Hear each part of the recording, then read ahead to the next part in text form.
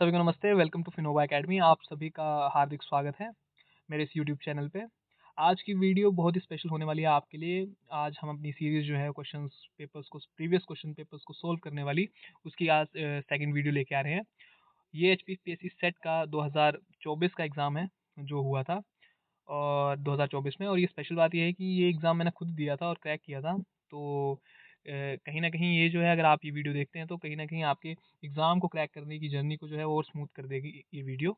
और आपको पता लग जाएगा कि एचपीपीएससी जो है अभी रिसेंटली जो है किस टाइप के क्वेश्चन जो है वो पूछ सकता है, जो पूछता है, और इसका ट्रेंड क्या है और आने वाले टाइम में कैसे क्वेश्चन पूछ सकता है, तो वो आप यहाँ से गेस कर सकते हैं। तो ये वीडियो कहीं न कहीं आपकी प्रिपरेशन में जो है बहुत ही बढ़िया रोल प्ले करने वाली है। तो आप सभी ये वीडियो ज़रूर देखें और ज़्यादा से ज़्यादा इस वीडियो को शेयर करें, क्योंकि ऐसे कंटेंट बनाने में बहुत टाइम लगता है। और मेरी आप सभी से रिक्वेस्ट यही रहेगी कि अगर आप मतलब अगर ये वीडियो आपको पसंद आ रही है तो आप इसे ज़्यादा से ज़्यादा शेयर करें, चैनल को सब्सक्राइब करें और लाइक करें। और इसके अलावा आप ये है कि आप कमेंट कर सकते हैं कि आपको और किस तरह का कंटेंट चाहिए, वो भी हम कोशिश करेंगे आपको जल्दी से जल्दी जो है वो ले आएँ। तो चलो ज़्यादा टाइम वेस्ट ना करते हुए हम जो है आपके लिए अभी क्वेश्चन जो है वो शुरू करते हैं।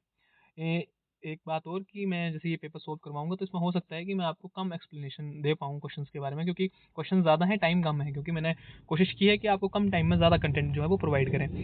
पर ये है कि ये वीडियो आपको कहीं न कहीं बहुत हेल्प करने वाली है आपकी प्रिपरेशन में, तो ये वीडियो ज़रूर देखें। और मैं कोशिश करूँगा कि आपको एक्सप्लेनेशन भी जो है थोड़ा बताया जाए उन क्वेश्चंस के बारे में, और आपकी जो है प्रिपरेशन जो है वो और स्मूथ हो जाए। ठीक है, थैंक यू। तो चलो शुरू करते हैं। तो हमारा जो क्वेश्चन नंबर 1 है वो है the substance that slows down the neutron to have controlled chain reaction during nuclear energy production is called. ये आपका पीपल एंड एनवायरनमेंट का क्वेश्चन है, न्यूक्लियर एनर्जी से आया हुआ है। तो आपके ऑप्शन है A controller, B inhibitor, C moderator, D reducer.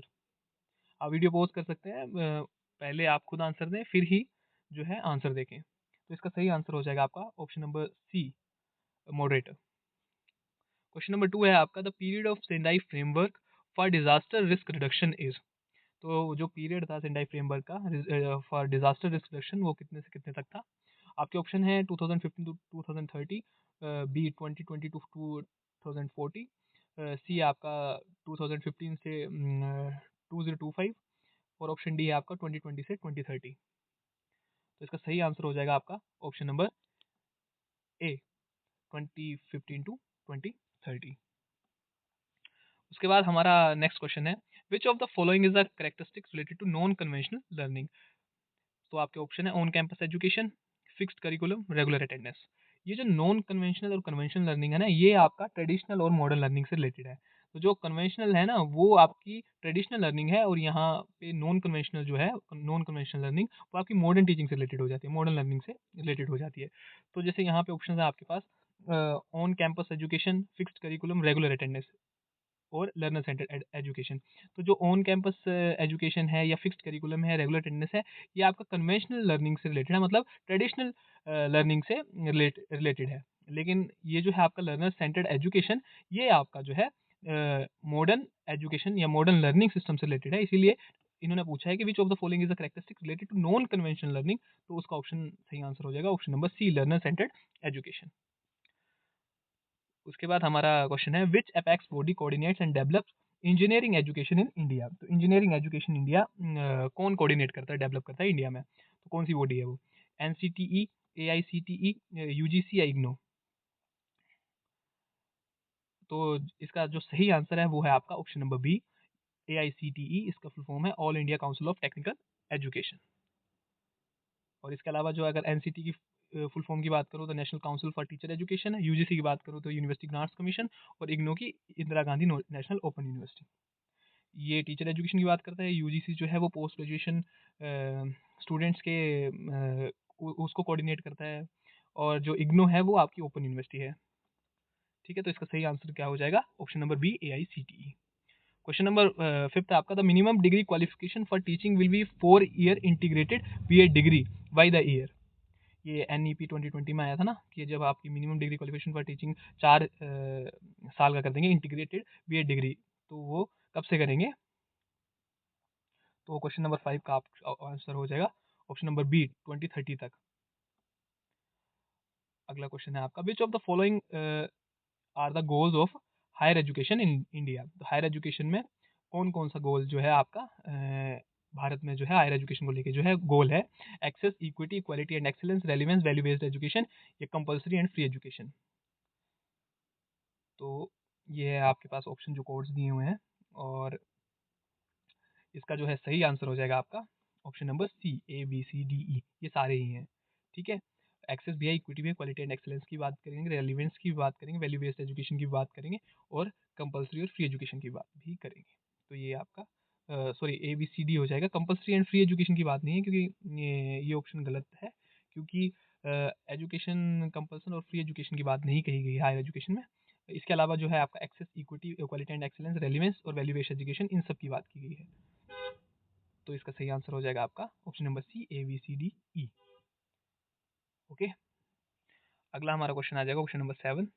Which of the following statements are correct about distance education in India? तो डिस्टेंस एजुकेशन को रिलेटेड कौन कौन सी स्टेटमेंट जो है वो करेक्ट है? एक है, ए है आपका, it supplements formal education, it reduces the cost of education, it replaces the formal education, it enhances access to education. तो कौन सा ऑप्शन जो है वो सही हो जाएगा?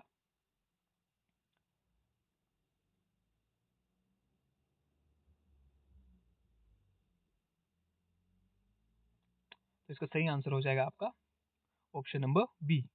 मतलब हालाँकि बी भी नहीं है प्रॉपर, ये क्वेश्चन जो है ना, आंसर की मैं जब मैंने देखा था तो इसका सही आंसर जो है वो नहीं दिया गया था, क्योंकि ये ड्रॉप हुआ था एक्चुअल में क्वेश्चन, क्योंकि इट सप्लीमेंट्स फॉर्मल एजुकेशन, ये सप्लीमेंट करता है फॉर्मल एजुकेशन को। ये ठीक है ए। अगर मैं इस क्वेश्चन को अभी ऐसे सोल्व करूँ तो it reduces the cost of education, हाँ बिल्कुल। It replaces the formal education, नहीं, ऐसा नहीं है, और सी ऑप्शन आपको हर जगह देखने को मिल रहा है, ये रिप्लेस नहीं करता फॉर्मल एजुकेशन को। It enhances access to education, हाँ बिल्कुल। इसीलिए ये ड्रॉप हुआ था क्वेश्चन, तो इसलिए इसका कोई सही आंसर नहीं था, और ये सबको जो है वो कॉमन मार्क्स जो है वो मिल गए थे।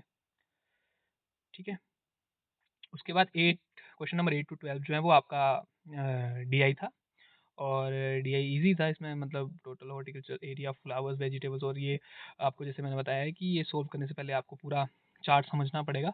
उसके बाद जब आपको ये समझ आ जाएगा तो उसके बाद जो है आप क्वेश्चन सोल्व कर लें, और बेसिक आपको मैथ्स आना चाहिए, बेसिक एवरेज, परसेंटेज, रेशो, ये बेसिक आना चाहिए, तभी आप जो है वो डीआई सोल्व कर सकते हैं। अभी के लिए मैं आपको आंसर्स बता देता हूँ।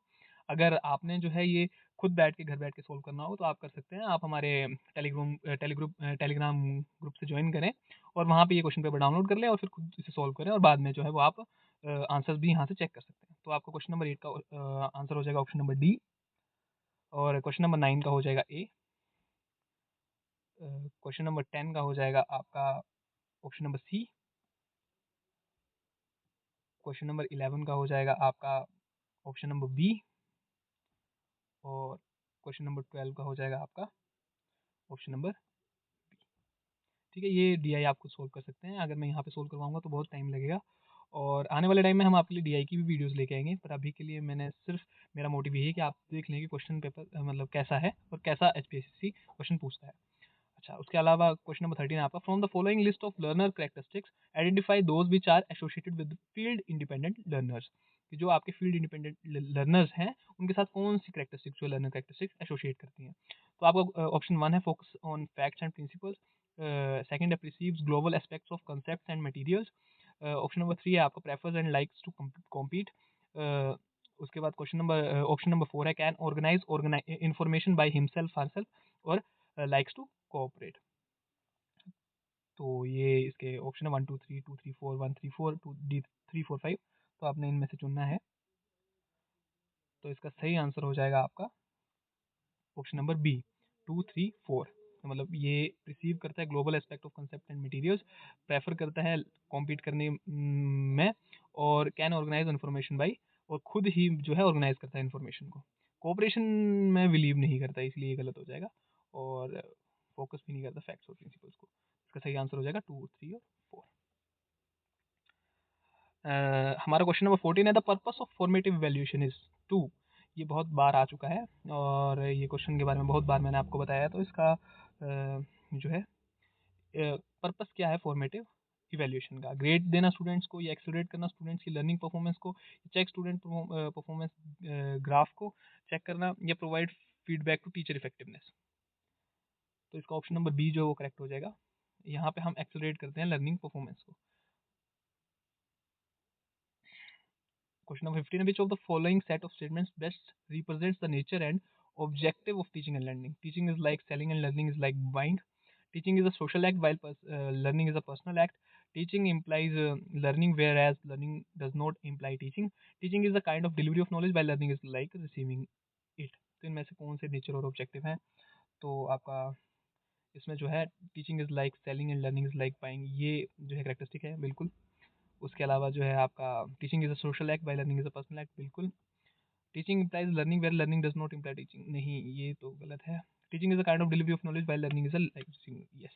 तो 1, 2 और 4 आपका करेक्ट हो जाएगा। तो 1, 2, 4, हाँ, ऑप्शन नंबर डी जो है आपका करेक्ट हो जाएगा। ठीक है, बेसिक है टीचिंग, तो आप जो है अपनी बेसिक अंडरस्टैंडिंग के साथ सोल्व कर सकते हैं। बस उसमें खुद में आपने ध्यान में रखना है कि हाँ, अगर एज अ टीचर आप कैसे देखते हैं उसको। क्वेश्चन नंबर 16 है आपका which of the following is devoted to telecasting high quality educational programme over TV. तो हमने स्वयं और स्वयं प्रभा की बात की थी। तो जो आपका क्वेश्चन नंबर 16 है उसका सही आंसर हो जाएगा स्वयं प्रभा। स्वयं प्रभा जो है वो डीटीएच टीवी में चैनल्स, मतलब एजुकेशनल प्रोग्राम जो वो प्रोवाइड करता है, और स्वयं जो है वो आपको ऑनलाइन कंटेंट प्रोवाइड करता है।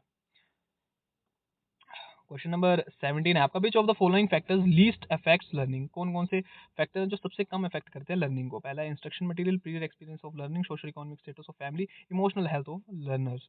तो सबसे लीस्ट कौन सा अफेक्ट करता है आपका? तो आपका इंस्ट्रक्शन मटेरियल, हाँ ये इफेक्ट करता है। प्रीवियर एक्सपीरियंस ऑफ लर्नर्स तो बहुत ज़्यादा इफेक्ट करता है आपकी लर्निंग को। Social economic status of family ये करता है लेकिन इतना भी नहीं करता। इमोशनल हेल्थ ऑफ लर्नर्स, हाँ ये भी करता है। तो ऑप्शन नंबर सी जो है वो करेक्ट हो जाएगा कि ये बहुत कम इफेक्ट करता है लेकिन बहुत कम इफेक्ट करता है। उसके अलावा क्वेश्चन नंबर 18 है आपका the issue of research ethics may be considered pertinent at which stage of research. तो आपका जो रिसर्च एथिक्स है वो कब जो है कंसीडर किया जाता है? Pertinent at which stage of research? At the stage of problem formulation and definition, at the stage of defining the population, at the stage of data collection and interpretation, या at the stage of reporting the findings. तो जो आपका research ethics है ना वो बहुत ज़्यादा consider पता कब किया जाता है? एक्चुअल में वो डाटा कलेक्शन और इंटरप्रिटेशन के टाइम भी किया जाता है, लेकिन वो खुद में होता है। लेकिन जब आप जो मेन है ना इन दोनों स्टेजेस में किया जाता है, लेकिन मेनली जो ज़्यादा किया जाता है ना, पर्टिनेंट पूछा है ना उन्होंने कि मे बी कंसीडर, तो वो eight the stage of reporting. Option number D correct हो जाएगा आपका कि एट द जब आप रिपोर्ट करते हैं ना फाइंडिंग्स को, तब जो है the issue of research ethics में be considered pertinent at which stage of research. तो ऑप्शन नंबर डी जो है वो आपका करेक्ट हो जाएगा कि वहाँ पे आपके रिसर्च एथिक्स को मतलब जो ज़्यादा इंपॉर्टेंट रोल प्ले करते हैं ना, तो eight the stage of reporting of the findings. Question number 19 है which of the following is not a characteristic of experimental research. तो आपकी एक्सपेरिमेंटल रिसर्च का कौन सा करेक्टरिस्टिक नहीं है? तो अगर मैं बात करूँ, ऑब्जर्वेशन है, कंट्रोल भी होता है एक्सपेरिमेंटल रिसर्च में, मैनिपुलेशन भी होती है। कंटेंट एनालिसिस के बारे में नहीं होता एक्सपेरिमेंटल रिसर्च में, इसीलिए आपका ऑप्शन नंबर डी जो है वो करेक्ट हो जाएगा, content analysis. What is the sequence? Which sequence of activities best presents the cyclic nature of action research methodology?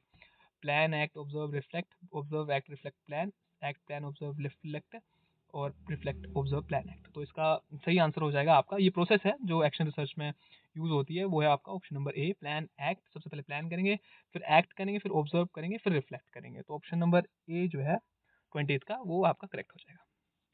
उसके बाद 21 है which of the following is not the critical feature of qualitative research. कौन सा critical feature नहीं है qualitative research का? Actual settings are the direct source of data, data takes the forms of words और picture, seeking to establish relationship among measured social facts, researcher becomes immersed in the situation present और past related to the phenomena. तो question number 21 का आपका answer हो जाएगा option number C, seeking to establish relationship among measured social facts. उसके बाद आपका question number 22, if a teacher wants to test the effectiveness of new teaching method से flipped classroom approach, which of the following research methods will help him best. तो वो flip classroom approach का जो है वो यूज करना चाहता है टीचर जो है मेथड को। तो कौन सा जो है ऑप्शन जो है वो इसमें करेक्ट रहेगा? Descriptive research, ethnographic research, case study, या एक्सपेरिमेंटल रिसर्च। तो आपका जो सही आंसर हो जाएगा वो हो जाएगा एक्सपेरिमेंटल रिसर्च। जो आपका फ्लिप्ड क्लासरूम अप्रोच होता है ना, इसमें ऑनलाइन और ऑफलाइन दोनों चीज़ें चलती हैं फ्लिप्ड क्लासरूम में ना। और इसके अलावा ये है कि बच्चा घर पे भी पढ़ के आता है और फिर वो स्कूल में भी पढ़ता है।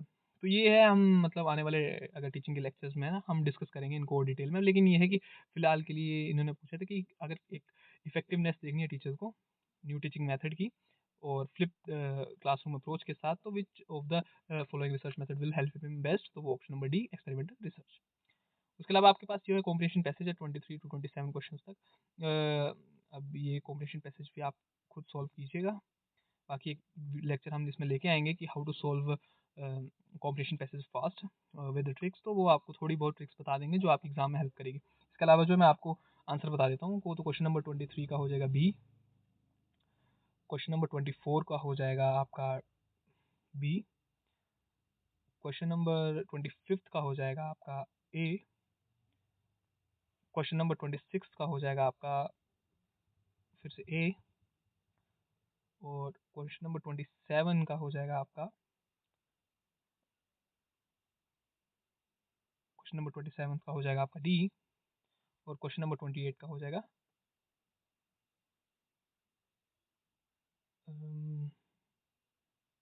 2 सेकेंड दीजिएगा, कितने क्वेश्चन थे ये, देखा नहीं, 27 तक ही थे, ठीक है। हाँ, तो 27 तक मैंने आपको बता दिया। हाँ, उसके बाद जो है आपका 27 का हो जाएगा आपका डी, एब्सेंस ऑफ बिगॉट, ठीक है। ये आ गया आपके कॉम्पिटिशन पैसेज के। उसके अलावा फिर आगे कम्युनिकेशन का क्वेश्चन है, break down in verbal communication is described as. तो जब ब्रेक डाउन होता है वर्बल कम्युनिकेशन में, तो उसको क्या बोलते हैं? शॉर्ट सर्किट, कॉन्ट्राडिक्शन, अनइवननेस या एंट्रोपी, तो उसको बोलते हैं हम एंट्रोपी। क्वेश्चन नंबर 28 का हो जाएगा डी। उसके बाद असर्शन रीजन का क्वेश्चन है। असर्शन बोलती है formal communication tends to be fast and flexible. Formal reason बोलते हैं formal communication is systematic and orderly flow of information. तो क्या फॉर्मल कम्युनिकेशन जो है वो फास्ट और फ्लेक्सिबल होती है? और ये बोलते हैं क्योंकि फॉर्मल कम्युनिकेशन जो है सिस्टमैटिक और ऑर्डरली, उसमें सिस्टमैटिक चलती है और ऑर्डरली फ्लो होता है इन्फॉर्मेशन का। तो अभी आप ये सोल्व कर सकते हैं। तो फॉर्मल कम्युनिकेशन जो होती है ना, वो फास्ट और फ्लेक्सिबल नहीं होती। इनफॉर्मल कम्युनिकेशन ज़्यादा फास्ट और फ्लेक्सिबल होती है, इसलिए असर्शन जो है वो गलत हो जाएगी और रीज़न जो है वो ट्रू है। इसीलिए इसका आंसर जो हो जाएगा ऑप्शन नंबर डी, क्योंकि वो फॉर्मल कम्युनिकेशन जो है वो एक सिस्टमैटिक और ऑर्डरली वे सिस्टमैटिक तरीके से चलती है और ऑर्डरली फ्लो होती है उसका इन्फॉर्मेशन का। तो ए इज़ फॉल्स और डी और इज़ करेक्ट। अच्छा, क्वेश्चन नंबर 30 आ जाएगा आपका। कम्युनिकेशन बैरियर दिए हैं और डिस्क्रिप्शन दी हुई है आपके पास। तो सिमेंटिक जो है ना, सिमेंटिक दिया हुआ है। अब आपने इसमें जो है मैच ऑफ द फॉलोइंग करना है। तो आप देख सकते हैं इस क्वेश्चन को। और इसके अलावा जो है अगर आपको सॉल्व कर सकते हो इसको पोज करके, ठीक है। मैं अभी डायरेक्ट जो है वो आपको आंसर बता देता हूँ। तो सिमेंटिक्स जो होता है ना, सिमेंटिक जब भी बात आएगी तो ये भाषागत बैरियर होता है, जो लैंग्वेज से रिलेटेड बैरियर होता है। तो यहाँ पे ए का हो जाएगा आपका 2, ये फॉल्टी मैसेज हो गया ना, तभी फॉल्टी हो गया क्योंकि लैंग्वेज बैरियर आ गया। साइकोलॉजिकल होता है आपका ब्रेन के साथ रिलेटेड ना, तो बी का हो जाएगा आपका पुअर रिटेंशन, तो बी का हो जाएगा 3।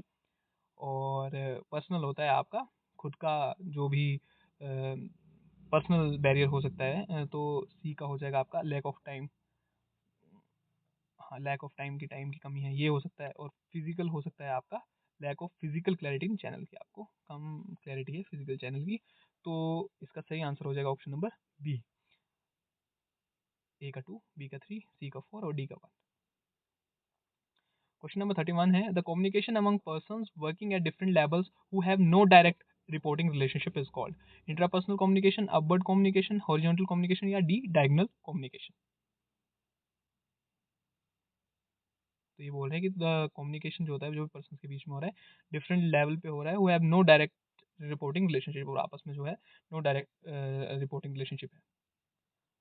पर्सनल आपका दो लोग मतलब एक दो लोगों के बीच होता है, अपवर्ड जो है वो एक आपका वर्टिकल कम्युनिकेशन की बात करता है, और हॉरिजॉन्टल जो है वो एक जैसे। तो इसका ऑप्शन सही हो जाएगा option number D, diagonal communication. Question number 32 है आपका कि in a classroom transforming verbal and non verbal signs back into message is called. कि जो आपके पास जब मैसेज रिसीव हुआ उसको लॉक कर दिया, तो उसके बाद जो है आपके पास जो है वर्बल और नॉन वर्बल जो है वो साइंस जो है वो मैसेज आप उसको चेंज करते हैं, तो उसे डिकोडिंग बोलते हैं, इनकोडिंग बोलते हैं, फीडबैक बोलते हैं या मॉड्यूलेशन बोलते हैं।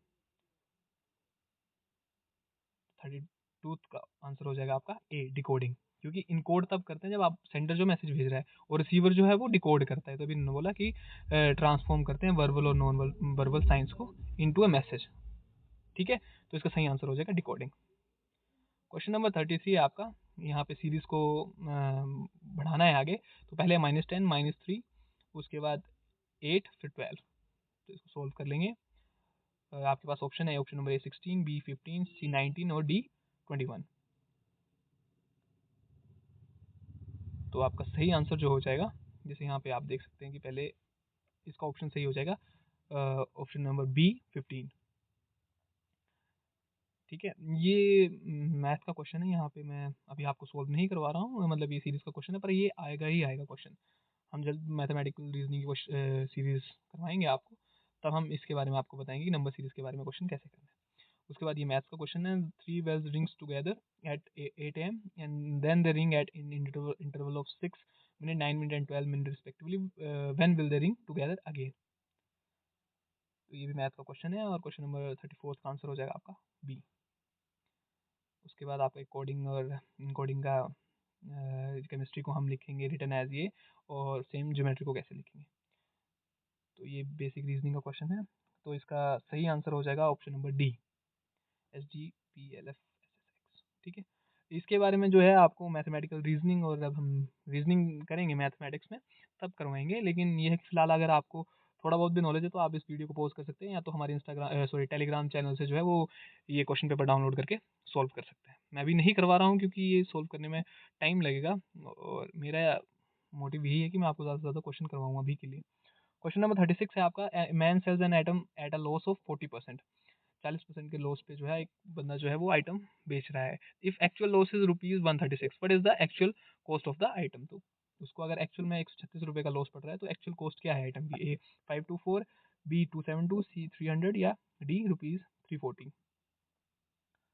तो इसका सही आंसर हो जाएगा ऑप्शन नंबर डी ₹340।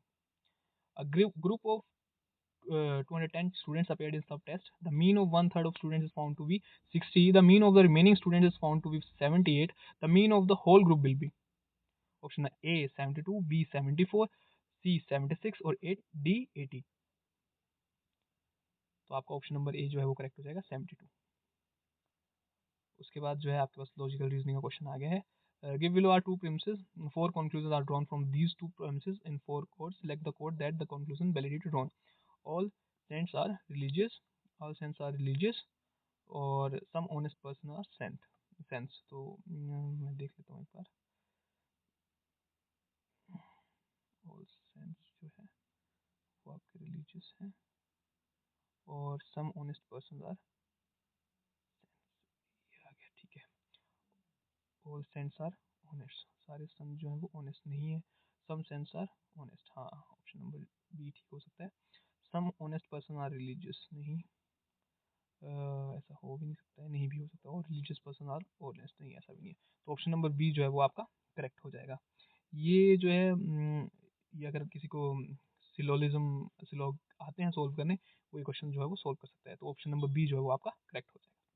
ये मैंने ऐसे जैसे सोल्व किया है आपके सामने, तो ऐसे ये ट्रिक्स हैं इसको सोल्व करने की, मतलब एक पैटर्न है, इसी के थ्रू स्लोग जो है वो सोल्व होता है। क्वेश्चन नंबर 39 आपका। विच ऑफ द फॉलोइंग प्रमाणास are accepted by Vaisheshika philosophy. Vaisheshika philosophy ने कौन से प्रमाण जो है वो एक्सेप्ट किए? प्रत्यक्ष, अनुमाना, शब्द, उपमाना, अर्थपत्ति या अनुपलब्धि। तो मैं आपको बताना चाहूँगा कि इन्होंने दो ही जो है वो एक्सेप्ट किए हैं वैशेषिका फिलोसफी ने, और एक है आपका प्रत्यक्ष और एक है आपका अनुमाना। तो ये दोनों जो है फर्स्ट ये एक्सेप्ट किए हैं, और ऑप्शन नंबर ए जो है वो आपका करेक्ट हो जाएगा 39 का। 40 है आपका। A deductive argument is invalid. A deductive argument जो है वो इनवैलिड होता है if its premises and conclusions are all true. If it are false, its premises are false but its conclusion is true. Yeah, it's true but its conclusion is false. तो ये deductive argument जो है वो आपका पता है कब invalid होता है? वो होता है आपका जब आपके प्रीमिसेस जो है ना वो ट्रू तो होते हैं, लेकिन कंक्लूजन जो है वो फॉल्स हो जाता है, तब जो है आपका डिडक्टिव आर्ग्यूमेंट जो है वो इनवैलिड हो जाता है। डिडक्टिव आर्ग्यूमेंट में आपके प्रीमिसेस और कंक्लूजन दोनों ही जो है वो ट्रू होनी चाहिए। 41th क्वेश्चन है आपका। Just as melting ice cubes do not cause a glass of water to overflow, melting sea ice does not increase cosmic volume. What type of argument is it? Analogical, hypothetical, C psychological, D statistical.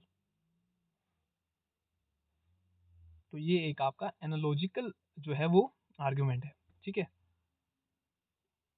42nd हमारा question है, sound is eternal because it produced refers to which type of हेतु भाषा।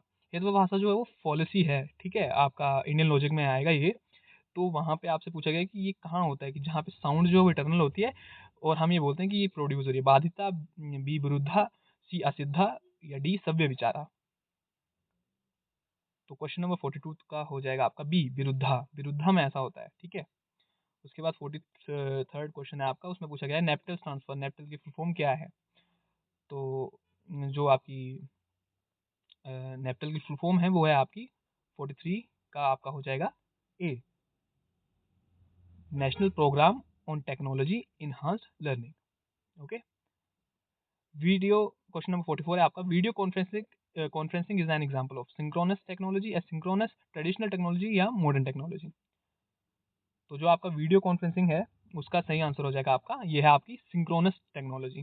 Synchronous का मतलब होता है जब आप लाइव चलते हो, और असिंक्रोनस का मतलब जो है जो आप जो हो चुका है उसके बाद आप देख रहे हैं। जैसे अगर आप लाइव मैच देख रहे हैं तो वो आपका सिंक्रोनस टेक्नोलॉजी में आ जाएगा, और वहीं पे आप उसका क्या बोलते हैं उसके बाद जो है उसका हाईलाइट्स देख रहे हैं तो वो आपका असिंक्रोनस टेक्नोलॉजी आ जाएगा, ओके। क्वेश्चन नंबर 45 है आपका, netizen is a term used to describe someone who uses network resources. Statement 2 बोल रही है, क्योंकि responses code refers to concentration of picture element. तो ये आपके पास अब इनमें से आपने अप्रोप्रिएट आंसर चुनना है। तो इसमें जो आपकी स्टेटमेंट जो है 1 जो है वो करेक्ट हो जाएगी, लेकिन स्टेटमेंट 2 जो है वो इनकरेक्ट हो जाएगी, ओके। क्वेश्चन नंबर 46 है आपका, which of the following pairs shown in internet service and it's corresponding protocol correctly matched. कौन सा इसमें से पेयर है जो शो कर रहा है इंटरनेट सर्विस और साथ में उसका कॉरेस्पॉन्डिंग जो है प्रोटोकॉल। तो कौन सा कर रहा है, डब्ल्यू एफ टी पी, या email S M T P, या ईमेल एफ टी पी, या file transfer S M T P. F T P की फुल फॉर्म है यहाँ पे file transfer protocol, S M T P की full form है simple mail transfer protocol, email की है एफ टी पी, इसके साथ जो एफ टी पी इसका भी फाइल ट्रांसफर प्रोटोकॉल, और यहाँ पे सिंपल मेल ट्रांसफर प्रोटोकॉल। तो 46 का आपका आंसर क्या होगा, तो 46 का क्वेश्चन का आंसर हो जाएगा आपका B, email plus simple mail transfer protocol, ठीक है। Which of the following are web search engine. Web search engine कौन कौन से हैं, आप अपनी रेगुलर लाइफ में भी यूज करते हैं, तो कौन कौन से हैं, गूगल है, सॉरी हाँ गूगल है आपका वेब सर्च इंजन, ओके। और कौन कौन से, डक डक गो है, याहू है, बिंग है, पिंटरेस्ट है। तो कौन कौन से हैं आप देख सकते हैं, तो कौन कौन से हैं, तो मैं बता देता हूँ आपको, गूगल तो है ही, याहू भी है, बिंग भी है, डक डक गो भी है, पिंटरेस्ट नहीं है, ठीक है। तो आपका ऑप्शन नंबर जो है बी वो करेक्ट हो जाएगा, 1 2 3 4, ठीक है। उसके बाद 48 क्वेश्चन है आपका, secret of convention of biodiversity CVD is situated in. कहाँ पे है सेक्रेट कन्वेंशन ऑफ बायोडाइवर्सिटी का, सीवीडी का, वो कहाँ पे सिचुएटेड है। आपके पास है Montreal Canada option A, B है New York USA, C Geneva Switzerland, और डी लंदन इंग्लैंड। तो क्वेश्चन नंबर 48 का आंसर हो जाएगा आपका ऑप्शन नंबर ए। तो जो आपका secret of convention of biodiversity का जो सेक्रेट है वो सिचुएटेड है मॉन्ट्रियल कनाडा में, ओके। उसके बाद 49th क्वेश्चन है, green house gases absorb the radiation energy mostly in which of the following region of solar spectrum, X-ray, ultraviolet, infrared, या डी विजिबल। तो ग्रीन हाउसेज गैसेज जो है वो कौन सी एब्जॉर्ब करती है रेडिएशन एनर्जी को, mostly in which of the following region of solar spectrum. तो वो करते हैं आपके इंफ्रारेड में, इंफ्रारेड में, ओके। ऑप्शन नंबर सी जो है वो हमारा करेक्ट हो जाएगा। उसके बाद हमारा लास्ट क्वेश्चन है, which of the following air pollutants causes acid rain. कौन कौन से एयर पोल्यूएंट हैं जो एसिड रेन को जो है वो कॉज करते हैं। एक है पहले आपका nitric oxide, nitrogen oxide, carbon monoxide, sulphur dioxide, या मीथेन। तो इसका सही आंसर क्या है, तो इसमें जो है आपका एक नाइट्रिक ऑक्साइड जो है वो एसिड रेन को कॉज करती है। उसके बाद जो है आपका नाइट्रोजन ऑक्साइड भी जो है वो एसिड रेन को कॉज करती है, और इसके बाद जो है कार्बन मोनोऑक्साइड तो नहीं करती, उसके बाद सल्फर डाइऑक्साइड भी करती है, और मीथेन भी नहीं करती है, ग्रीन हाउस गैस है। तो 1, 2 और 4 जो है वो आपका सही हो जाएगा। तो ऑप्शन नंबर बी जो है वो आपका करेक्ट हो जाएगा। ठीक है? बहुत-बहुत धन्यवाद आप सभी का, जो आप इतने लंबे समय से पूरे 30 मिनट होने वाले हैं, आप अभी तक वीडियो में बने हुए हैं, और थैंक यू आप सभी का, और होप सो कि आपके लिए ये वीडियो हेल्पफुल हो आपकी प्रिपरेशन के लिए। और अगर आप ये क्वेश्चन पेपर डाउनलोड करना चाहते हैं, तो आपको ये हमारे टेलीग्राम चैनल पे मिल जाएगा, फिनोवा अकेडमी में। बहुत-बहुत धन्यवाद, और आप ऐसे ही प्रिपरेशन करते रहिए और अपना एग्ज़ाम जो है जल्दी से क्रैक कीजिए।